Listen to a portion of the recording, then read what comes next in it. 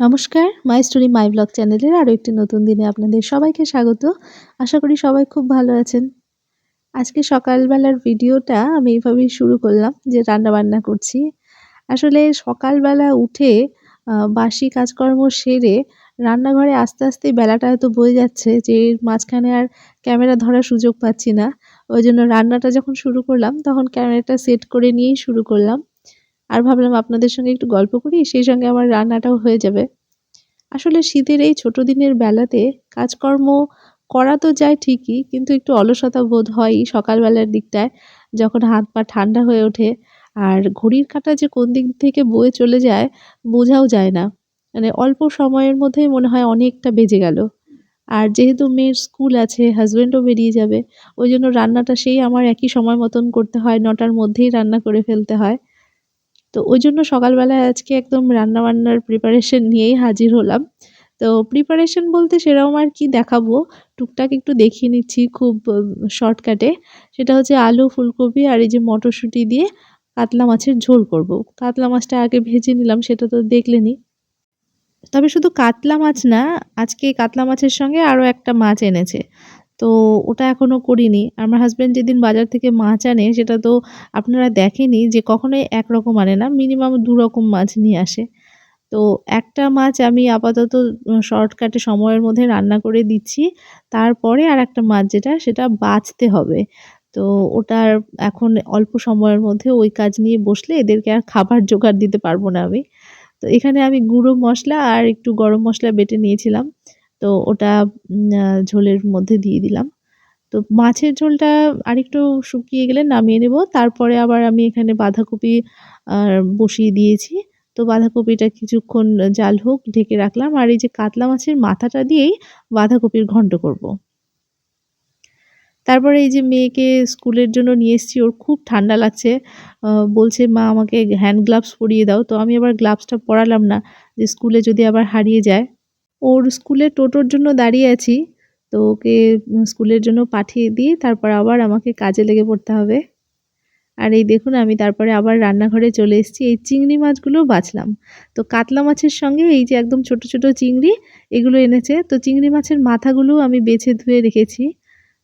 চিংড়ি মাছের মাথা যদি ফ্রেশ থাকে, মানে চিংড়ি মাছগুলো যদি ফ্রেশ থাকে তাহলে আমি মাথাগুলো ফেলি না। কারণ ওই মাথাগুলো বেছে ধুয়ে রাখলে কি হয়, এগুলো যদি বেটে দিয়ে চিংড়ি মাছের সঙ্গে ভেজে তরকারি করা যায় তাহলে টেস্টই খুব ভালো হয়। মানে টেস্টটা বেড়ে যায়। তো ওইজন্য আমি এটা রেখে দিই। ওটা পরে আমি বেটে তারপরে চিংড়ি মাছের সঙ্গে ভাজবো। আর এদিকে বেসিনে তো আমার একটার পর একটা বাসন জমা হয়েই যাচ্ছে। মেয়েকে স্কুলে তো দিয়ে আসলাম, মানে স্কুলের ভ্যানে তুলে দিয়ে আসলাম। তো কিছুক্ষণ আগে পর্যন্ত রোদ ছিল ভালোই, কিন্তু এখন কেমন কুয়াশাতে ঢেকে গেছে, এখান থেকে বোঝা যাচ্ছে না। রোদ চলে গেছে আর কুয়াশা এসে একদম ঝেঁপে পড়েছে মনে হচ্ছে, আর এত ঠান্ডা লাগছে যে কি বলবো। তো মনে হচ্ছে যে এখন কাজকর্ম বাদ দিয়ে কম্বলের নিচে পা ঢুকিয়ে ব্যাস বসে থাকি আর মোবাইল ঘাঁটি। কিন্তু কিছু করার নেই, আমার কাজ করতে হবে। এই যে রান্নাঘর একদম অগোছালো হয়ে আছে, তো এগুলো পরিষ্কার টরিষ্কার করতে হবে। তো সেরকম কোনো কাজ করব না, অল্প স্বল্পই করবো। ভেবেছিলাম যে মোটামুটি কাজ করে স্নান দান করে ছাদে যেয়ে বসবো একটু রোদে, কিন্তু রোদের বংশ নেই। মানে এত জাঁকিয়ে ঠান্ডাটা পড়েছে, কুয়াশা, মানে ওয়েদারটা একদমই মেঘলা মেঘলা, একটুও ভালো লাগছে না এতটা ঠান্ডায়। এমনিতে ঠান্ডার দিন ভালো লাগে আমার ঠিকই, কিন্তু মানে এইরকম ঠান্ডায় আমি কিচ্ছু কাজ করতে পারছি না। তো একটু বারান্দার দিকে আসি, দেখি।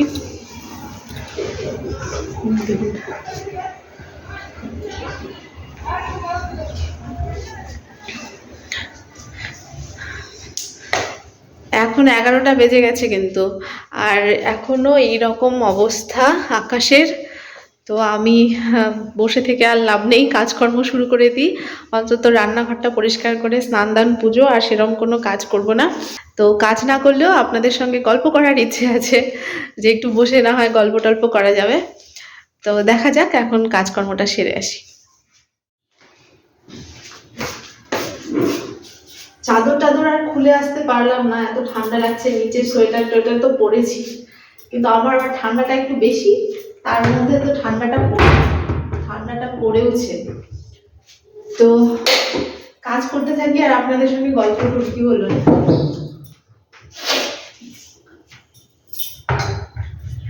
আসলে কাজ করব না বললেও করব না, সেটা শুধু বলাই হয়, কিন্তু ঠিকই কাজ করতে হয়।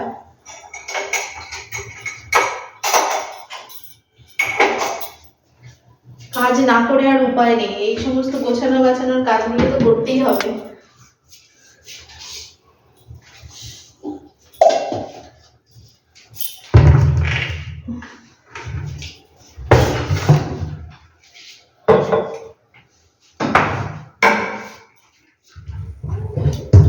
কাজ করতে কার ভালো লাগে বলুন তো? কারো কি কাজ করতে ভালো লাগে? আমার তো কাজ করতে মোটেও ভালো লাগে না, বাধ্য হয়ে কাজ করতে হয়। এই দেখুন কমলা লেবুটা আমার মেয়ে কালকে খেয়েছিল, তো নষ্ট হয়ে গেছে, ফেলে দিতে।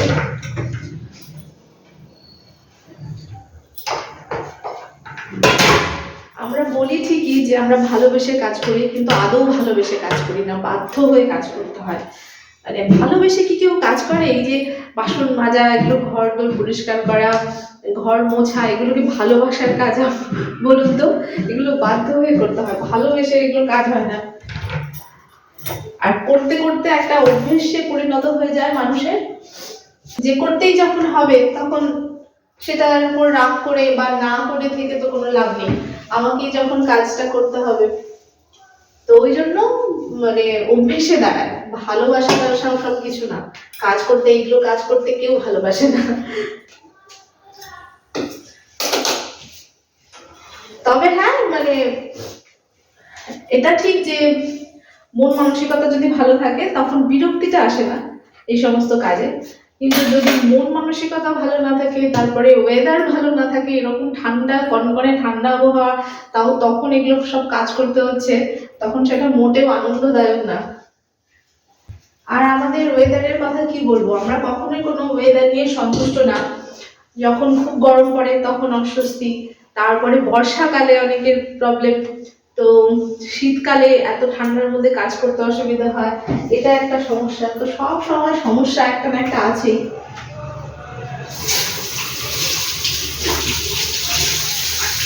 গরমের দিনে যখন রান্নাঘরে থাকি তখন মনে হয় কখন ফটাফট রান্না করে একটু ফ্যানের নিচে বসবো। আবার শীতের দিনে রান্নাঘরে ঢুকলে মনে হয় যাতে জলে হাত দিতে না হয় ততই ভালো, কিন্তু জল ছাড়া তো উপায় নেই। এই যে বাসনপত্রগুলো জমা করছি, এগুলো তো সব মাজতে হবে আমাকে। আর ক্যামেরা করলেই কি আর না করলেই কি, কাজ এগুলো তো করতেই হবে। তো ভাবলাম যে তাহলে আজকে একটু ক্যামেরা অন করেই কাজ করি, মানে ক্যামেরা চালিয়ে আর কথা বলতে বলতে কাজ করি। আসলে কথা বলতে বলতে কাজ করি না কেন, এই যে অনেকটা ডিস্টেন্স হয়ে যায় ক্যামেরার সঙ্গে কাজ করতে নিলে, তো হয়তো বা সাউন্ডটা ঠিকঠাক শোনা যাবে কিনা। আর কাজ করতে নিলে নানা রকম শব্দ হয়, থালা বাসন এটার ওটার শব্দ হয়। তো ওই জন্য আমি, আরো অনেক কারণ আছে যার জন্য আমি কাজ করতে করতে কথা বলতে খুব একটা কমফোর্টেবল না, কারণ মনে হয় যে কাজটা ফটাফট করে নি, পরে ভয়েস ওভার দেবো, তো ওই জন্যই হয় না। রান্নাঘরের স্ল্যাব পরিষ্কার করে গ্যাস মুছে তারপরে এই যে আমি এখন কড়াই টড়াই থালা বাসন যেগুলো আছে সেগুলো মাজতে লেগেছি। তো কাজ একটার পর একটা থাকেই, যতই চেষ্টা করি না কেন, ঠান্ডার দিন ঠান্ডা লাগছে বলে কাজ করব না বা একটু সময় আরাম করে থাকবো, সেই দিনটা আর হয় না।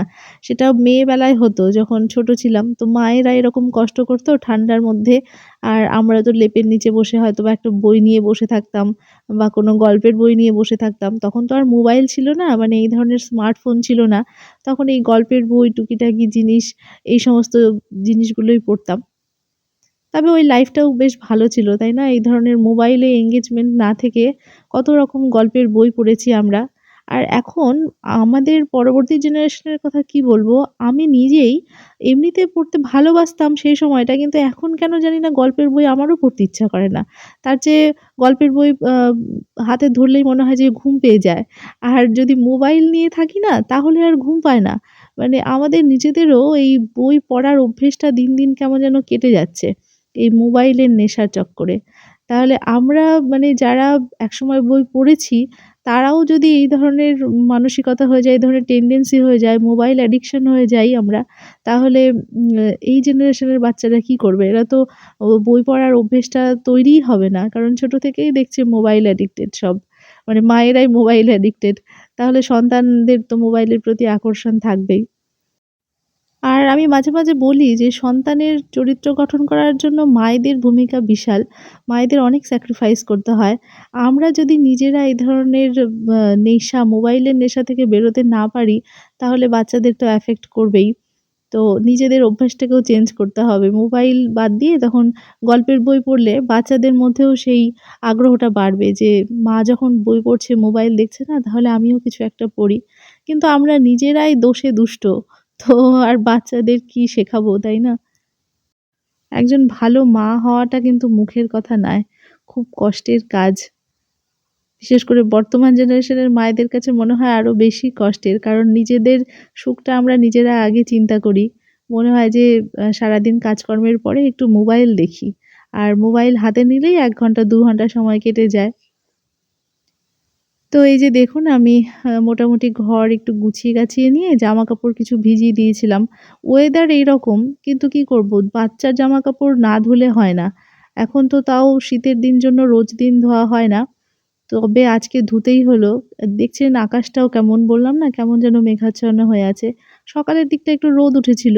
কিন্তু এখন আবার মানে যত বেলা বাড়ছে কেমন যেন কুয়াশায় অন্ধকার হয়ে আসছে। তো জামাকাপড়গুলো মেলে নিয়ে আমি এখন ঠাকুর পুজোর জন্য ফুল তুলে নিচ্ছি।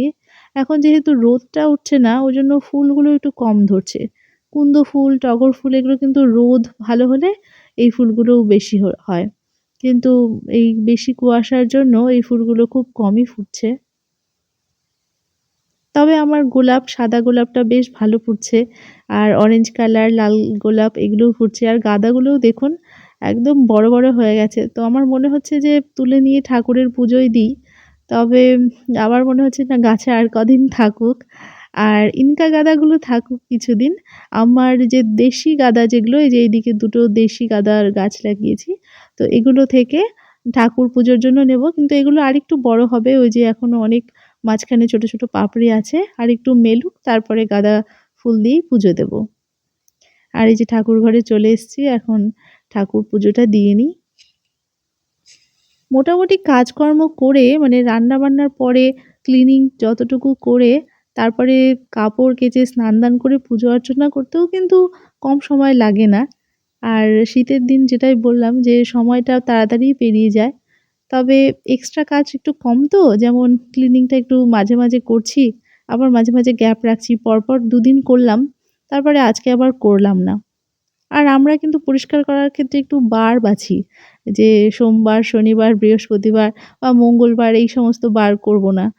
তো ওই করে আজকে আমার ঘর ঝাড় দেওয়া হলো না, কিন্তু এদিকে পুজোটা যাই হোক সময় মতন দিয়ে নিলাম।